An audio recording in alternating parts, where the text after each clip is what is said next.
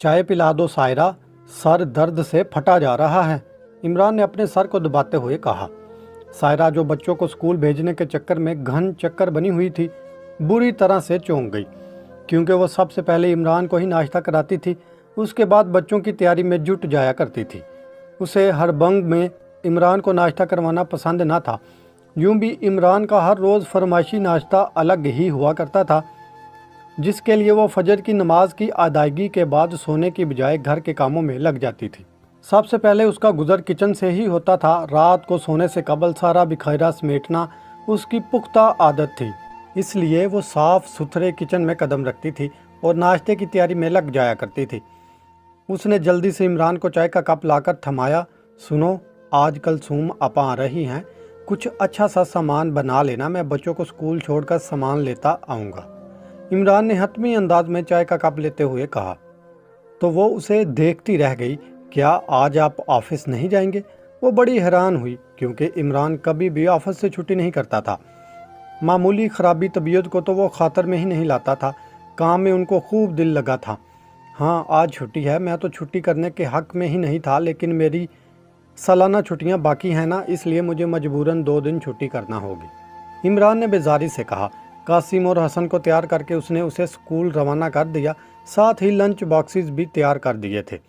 दोपहर तक कलसूम आपा की आमद भी बमा अहलो अयाल तवक्को थी, इसलिए उसने सारा सामान जो ज़रूरी था उसकी लिस्ट बनाकर ही इमरान को थमा दी। घंटे भर बाद इमरान ने सारा सामान भी ला दिया था। सायरा को घर हस्ती के सारे काम खुद अपने हाथों से करना अच्छा लगता था। बच्चे सुलझे हुए थे, मगर इसके अलावा भी एक असल वजह यह थी कि इमरान को काम वाली मासी रखना पसंद ना था, जबकि उसकी दोनों बहनों के घर काम वाली मासियां ही लगी हुई थीं, और वो मासियां ऊपर तले के ढेरों कामों के अलावा किचन के काम भी करती थी। खैर, उसने अपनी नंद की पसंद का खाना तैयार किया। इतने सालों में वह सब की पसंद नापसंद को खूबी समझ गई थी, इसलिए उसने बिरयानी, रायता, साथ में चिकन जलफरेजी तैयार की। मीठे में उसने ट्राईफाइल तैयार किया। खाने के इस एहतमाम के बाद उसने बच्चों की आमद के साथ ही उनके यूनिफॉर्म तब्दील करने शुरू कर दिए। खाना खिलाया। अभी वो दोपहर के खाने के बर्तन समेट रही थी जब कलसूम आपा की तेज़ आवाज़ सुनाई दी। साथ में बच्चियों आबदा और साजदा की भी हंसी गूंजने की आवाज़ सुनाई दे रही थी। आबदा तो सीधा किचन में घुस आई। क्या बनाया है मुमानी जी? उसने बाकायदा बर्तनों के ढक्कन उठा कर देखने शुरू कर दिए। सायरा को बुरा तो बहुत लगा, मगर उसने जाहिर नहीं किया। फिक्र मत करो, सब कुछ तुम सब की पसंद का ही बनाया गया है। बहुत दिनों सारा के सर में दर्द सा रहने लगा था। माइग्रेन उसे सख्त अजियत में मुब्तला रखता था, मगर उसने अपनी बीमारी को कभी भी कामों के बीच जवाज ना बनने दिया था। वो इस तरह तंग दही से कामों में जुटी रहती। उसने बाहर आकर कलसूम आपा से सलाम दुआ की, हाल अहवाल दरियाफ्त किया। शाम की चाय भी माँ लवाजमात तैयार की और बातों में साथ दिया। मुबादा उसकी खामोशी को जवाज बनाकर कोई हंगामा आराई ना हो जाए। इसी तरह रात का खाना उसने पेश किया। रात का खाना सब ने बेहद सैर होकर तनावल किया और साथ ही उसके हाथों के जायके को भरकर सराहा। रात को आबदा और साजदा लड्डू की फरमाइश करने लगी।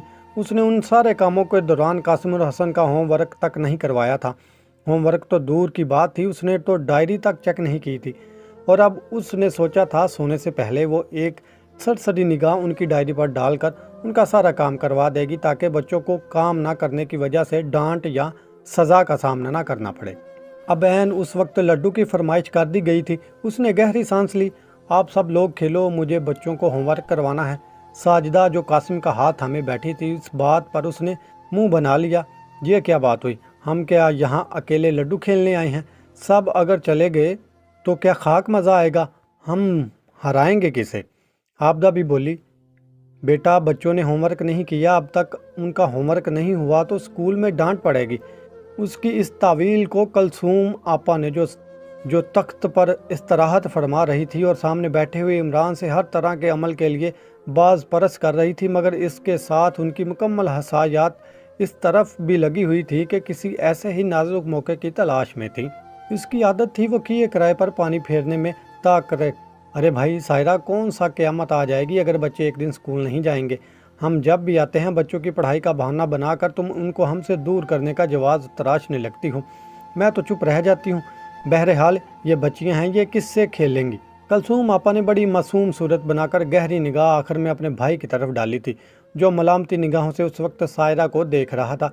बच्चे कल स्कूल नहीं जाएंगे, कलसूम आपा आई हैं, और फिर जब तक ये हैं बच्चे स्कूल नहीं जाएंगे। इमरान ने हतमी अंदाज में कहा, मगर इस तरह कैसे वो मुसलसल छुट्टियां कर सकते हैं? अब उनके फाइनल एग्ज़ाम होने वाले हैं और आपा तो हर दूसरे हफ्ते आती है, तो क्या हर दूसरे हफ्ते बच्चे इतनी ही छुट्टियां करते रहेंगे? बिलाखिर उसके लहजे में भी तल्खी सी घुल गई। सब्र, बर्दाश्त और हौसला उसकी ज़ात पर ख़त्म था, मगर यहाँ बात उसकी औलाद की थी। देख लो कैसे जताया जा रहा है बातों ही बातों में कि हम दूसरे ही दिन यहाँ आ टपकते हैं। देख लो तुम्हारी बीवी की चलती हुई ज़बान, कलसूम आपा ने शिकवा करते हुए कहा। इमरान को तो खून ही खोल उठा। अरे एक दिन की छुट्टी से तुम्हारे बच्चे फेल नहीं हो जाएंगे। कौन सा PhD कर रहे हैं?